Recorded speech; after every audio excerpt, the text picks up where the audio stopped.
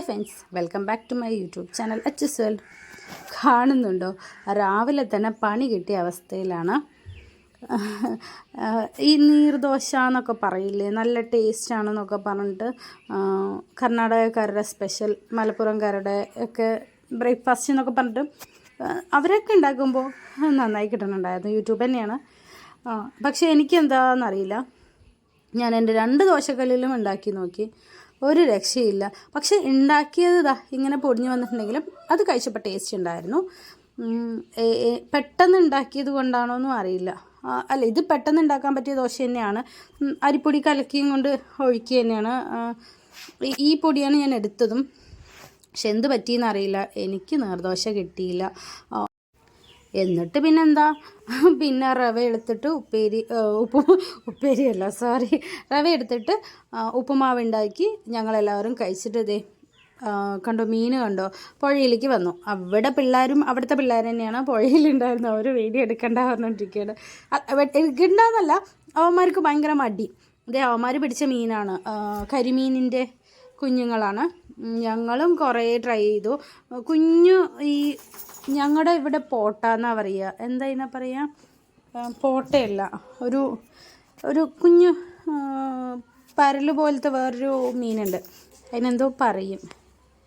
അപ്പം ഞങ്ങൾക്ക് അതാണ് കിട്ടിയത്. ഞങ്ങളെല്ലാവരും ചൂണ്ടയിടാനായിട്ട് റെഡിയായി നിൽക്കുന്നുണ്ട്.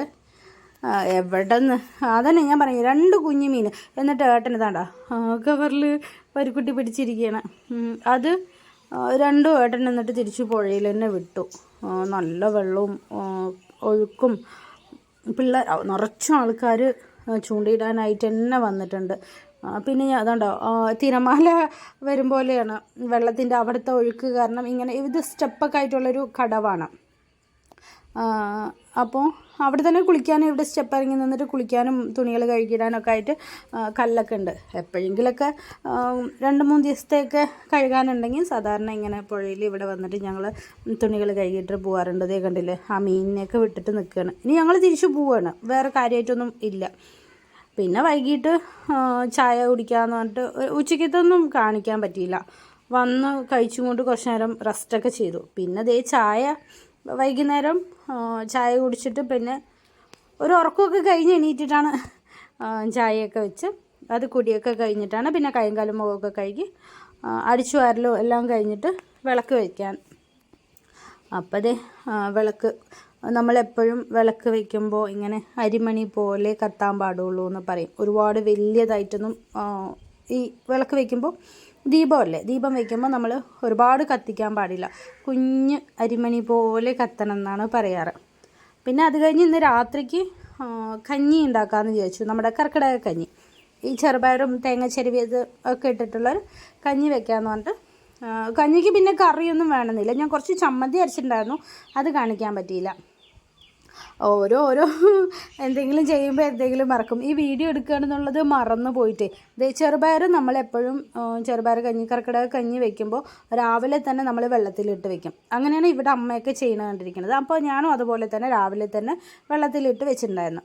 പിന്നെ പച്ചരി കൊണ്ടാണ് നമ്മൾ കഞ്ഞി ഉണ്ടാക്കുക, അതുകൊണ്ട് പെട്ടെന്നാവും. ചെറുപയർ ഒന്ന് തിളച്ച് 2-3 തിളക്കുകയൊക്കെ ചെയ്ത് ഒന്ന് വേവാനാവുമ്പോൾ നമ്മൾ അരിയിടും. അപ്പോഴേക്കും ചെറുപയർ തിളയ്ക്കുമ്പോഴേക്കും ഞാൻ എന്ത് ചെയ്തു, തേങ്ങ ഒന്ന് ചിരവാലോ എന്ന് പറഞ്ഞിട്ട് തേങ്ങയും ചിരവി വെക്കുന്നുണ്ടായിരുന്നു. ഇത് കഴിഞ്ഞാൽ പിന്നെ ഈ പണി കഴിഞ്ഞല്ലോ. ഇതിലിങ്ങനെ മരുന്നും കാര്യങ്ങളൊക്കെ ഇടും, അതൊന്നും എനിക്കറിയില്ല. പക്ഷേ ഇങ്ങനെ ചെറുപയറും തേങ്ങ ചിരവിയത് ഇട്ടിട്ടുള്ള കഞ്ഞി എനിക്കൊരുപാട് ഇഷ്ടമാണ്. ഞാൻ കുറേ വർഷങ്ങളായിട്ട് ഈ കഞ്ഞി കുടിക്കാറുണ്ട്. കർക്കിടകത്തിൽ ഒരു 3 ദിവസം നമ്മൾ ചെറുപയർ കഞ്ഞി കുടിക്കും. പിന്നെ ഉലുവക്കഞ്ഞി, ജീരകക്കഞ്ഞി എന്നൊക്കെ പറഞ്ഞിട്ട് അങ്ങനെ ഓരോ 3 ദിവസം അങ്ങനെയാണ് കഴിക്കുക എന്നൊക്കെ പറയും. അപ്പോൾ ഞാൻ 3 ദിവസം കഞ്ഞി വെച്ചിട്ടുണ്ടായിരുന്നു. ഇത് 2ാമത്തെ ദിവസമാണ്. ഫസ്റ്റ് ദിവസം കഞ്ഞി വയ്ക്കുന്നത് തരത്തില്ല. അപ്പോൾ ഇത് 2ാമത്തെ ദിവസമാണ്. അരിയും ഇട്ടിട്ടുണ്ട്. പെട്ടെന്ന് വേവെന്ന് ഞാൻ പറഞ്ഞല്ലോ, നല്ല ടേസ്റ്റാണ്. ഇത് ഇന്ന് വൈകുന്നേരം ആണെങ്കിലും നാളെ രാവിലേക്കാണെങ്കിലും ബ്രേക്ക്ഫാസ്റ്റ് ആയിട്ടും കഴിക്കാൻ പറ്റും. ഞാൻ രാവിലെയൊക്കെ എടുത്തു, ഇവരെ അച്ഛനും മക്കളൊന്നും എടുത്തില്ല. രാവിലെ ഞാൻ അതന്നെ കഴിച്ചത്. ചോറും ചെറുപയറും കൂടെ, അരിയും ചെറുപയറും കൂടെ വെന്തിട്ടുണ്ട്. ഇനി തേങ്ങ ചിരവിയതും കൂടെ ഇട്ട് കൊടുത്തിട്ട് ഉപ്പും കൂടെ ഇട്ട് കൊടുക്കുന്നുണ്ട്. ഉപ്പൊന്നും അങ്ങനെ സാധാരണ ഇടില്ല, എങ്കിലും ഞാൻ കുറച്ച് ടേസ്റ്റ് ഇരുന്നോട്ടെ എന്ന് വിചാരിച്ചിട്ട്. നല്ല ടേസ്റ്റാണല്ലോ.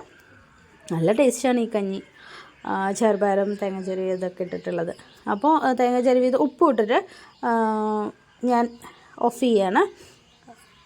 ഒരുപാട് നൊസ്റ്റാൾജിയല്ലേ, ഓരോ വർഷവും കഴിക്കാറുണ്ട് കേട്ടോ. ഇനി അമ്മ അവിടെ ഉണ്ടാക്കിയാലും എന്നെ വിളിക്കും.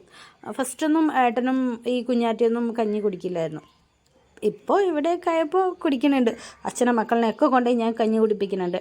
അപ്പോൾ ദേ കുഞ്ഞാറ്റിക്ക് വാരി കൊടുക്കാം, വാരിക്കുട്ടിക്ക് കുറച്ച് കണ്ട് മതി എന്ന് പറഞ്ഞു. അപ്പോൾ കുഞ്ഞിക്ക് വാരി കൊടുക്കാമെന്ന് പറഞ്ഞിട്ട് അതേ ചെറുപയർ കഞ്ഞി എടുത്ത് വെച്ചിരിക്കണം. അപ്പോൾ ഇത്രയൊക്കെയുള്ളൂ വീഡിയോ. Thank you friends.